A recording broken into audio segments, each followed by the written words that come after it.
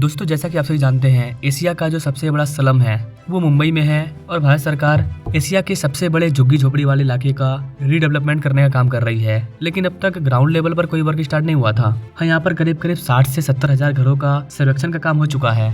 लेकिन अब धारावी को रीडेवलप करने के लिए एक मास्टर प्लान को तैयार किया जा रहा है, जहाँ पर समय पहले से डिफाइंड होगा कि एनी हाउ हमें इतना टाइम में इसे कम्प्लीट करना है। तो आज के इस वीडियो में हम लोग धारावी रीडेवलपमेंट प्रोजेक्ट के बारे में जानेंगे, इसके मास्टर प्लान पर बात करेंगे, आखिर इसके रीडेवलपमेंट मास्टर प्लान की जरूरत क्यों है उसको जानेंगे, पात्र और अपात्र आवास का निर्धारण कैसे किया जाएगा, कौन से लोगों को धारावी में घर मिलना चाहिए, कौन से लोगों को धारावी में घर नहीं मिलना चाहिए, इसका डिसाइड कैसे किया जा रहा है, धारावी पुनर्विकास के लिए कितना निर्माण कार्य प्रस्तावित किया गया है, पुनर्वास योजना के तहत धारावी निवासियों को क्या मिलेगा। आइए इन सारी चीजों पर बात करते हैं। ग्राउंड लेवल पर वर्क कहाँ पर स्टार्ट हुआ है, इस पर भी हम लोग बात करेंगे।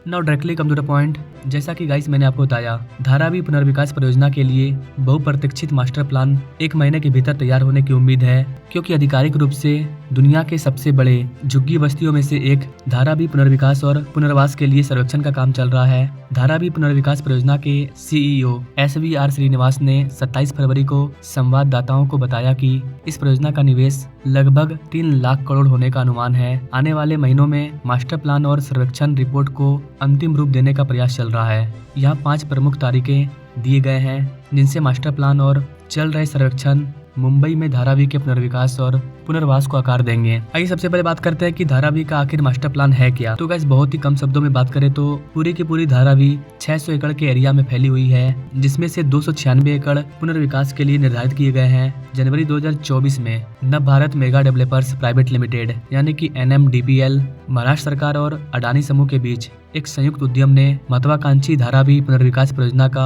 नेतृत्व करने के लिए प्रसिद्ध वास्तुकार हफीज कॉन्ट्रैक्टर को नियुक्ति किया, जिसका उद्देश्य 0.7 मिलियन निवासियों का पुनर्वास करना था। मास्टर प्लान धारावी के अनुमानित 10 लाख निवासियों के पुनर्वास के लिए एक रोडमैप के रूप में काम करेगा, जिसमें क्षेत्र के भीतर और बाहर आवासीय, वाणिज्यिक और औद्योगिक स्थानों को एकीकृत किया जाएगा। अब अगर बात करें कि धारावी के मास्टर प्लान की आवश्यकता क्यों है, तो गाइस अधिकारियों के अकॉर्डिंग NMDPL धारावी के लगभग 10 लाख निवासियों के पुनर्विकास में 25,000 करोड़ रुपये से अधिक का निवेश करेगी। इसमें आवासीय भवनों, वाणिज्यिक स्थानों और औद्योगिक इकाइयों में पात्र आवासों के पुनर्वास की योजना बनाना शामिल है। इसके अलावा अधिकारियों को पात्र और अपात्र दोनों प्रकार के आवासों को समायोजित करने के लिए आवश्यक सहायक बुनियादी ढांचा विकसित करना होगा। मास्टर प्लान एक रणनीतिक रोडमैप के रूप में काम करेगा, जो इस बड़े पैमाने पर पुनर्विकास परियोजना की योजना और निष्पादन का मार्गदर्शन करेगा। अब अगर बात करें कि कैसे डिसाइड किया जाएगा कौन पात्र है कौन अपात्र है, किनको घर मिलना चाहिए किनको घर नहीं मिलना चाहिए, श्रीनिवास के अकॉर्डिंग अधिकारी धारावी के निवासियों का सर्वेक्षण कर रहे हैं और उम्मीद है कि यह कार्य आने वाले महीने में पूरा हो जाएगा। श्रीनिवास जी का कहना है कि 50,000 से अधिक मकानों का सर्वेक्षण पूरा हो चुका है, 80,000 से अधिक मकानों को क्रमांकित किया जा चुका है। उन्होंने कुछ दिन पहले 27 फरवरी को कहा था कि हमारा टारगेट मार्च तक सर्वेक्षण का काम पूरा कर लेना था, लेकिन अब यह मुश्किल लग रहा है, लेकिन कम से कम नंबरिंग का काम पूरा हो जाएगा और आने वाले महीने में, मार्च नहीं तो अप्रैल के महीने में सर्वेक्षण का काम भी पूरा हो जाएगा। इन चीज़ों को मैंने पिछली वीडियो में भी बताया है कि कैसे सर्वेक्षण किया जा रहा है, कितने साल से लोग रह रहे हैं, उसके अकॉर्डिंग लोगों को घर मिलेगा। आप हमारे इस वाले वीडियो को देख सकते हैं, जहाँ पर मैंने डिटेल में बात किया है, धारावी लोगों के प्रॉब्लम पे बात किया है, क्या चैलेंजेस है उन पर बात किया है। आप उन चीज़ों को हमारे इस वाले वीडियो में देख सकते हैं। अब अगर बात करें कि धारावी पुनर्विकास के लिए कितना निर्माण कार्य प्रस्तावित है, तो क्या हिंदुस्तान टाइम्स की रिपोर्ट के अकॉर्डिंग धारावी पुनर्विकास परियोजना का टारगेट 10 करोड़ वर्ग फुट पुनर्वास संरचनाओं और 14 करोड़ वर्ग फुट बिक्री योग्य संपत्ति का निर्माण करना है। पुनर्वास इकाइयों के निर्माण में अनुमानित 25,000 करोड़ का निवेश किया जाएगा। 3 लाख करोड़ के अनुमानित निवेश में से लगभग 2,000 करोड़ रुपये पहले ही खर्च किए जा चुके हैं। NMDPL के बोर्ड ने आगामी विकास के लिए अतिरिक्त 2,000 करोड़ रुपए की मंजूरी दी है। तो धारावी में जिन लोगों का पुनर्वास होगा उन्हें क्या मिलेगा, तो गाइस महाराष्ट्र के झुग्गी पुनर्वास अधिनियम के अकॉर्डिंग धारावी के प्रत्येक पात्र निवासी को एक पुनर्वास इकाई मिलेगा, चाहे उनके पास कितने भी मकान हो। ये इकाइयाँ 350 वर्ग फीट आकार की होगी, जो अन्य झुग्गी पुनर्विकास परियोजनाओं में प्रदान की जाने वाली 300 वर्ग फीट इकाइयों से बेहतर है। धारावी के भीतर पुनर्वास के लिए अयोग्य समझे जाने वाले निवासियों को किराया खरीद कर व्यवस्था के तहत क्षेत्र के बाहर किराए के के आवास परिसर में स्थानांतरित किया जाएगा। मतलब जो लोग वहाँ पर हाल ही में बाहर से आकर के बसे हैं या फिर भाड़ा लेकर के रह रहे हैं तो उन्हें भाड़ा लेकर के रहना पड़ेगा, लेकिन उन्हें अच्छे मकान मिलेंगे। वहाँ पर जाके उन्हें भाड़ा लेना पड़ेगा, कम रेंट में उन्हें भाड़ा मिल जाएगा। और जो लोग वहाँ के बासिंदा है उनको तो फिक्स मकान मिल ही रहा है, 300 स्क्वायर फीट से लेकर के 350 स्क्वायर फीट तक। तो यहाँ पर हमने संक्षेप में धारावी प्रोजेक्ट के बारे में समझा।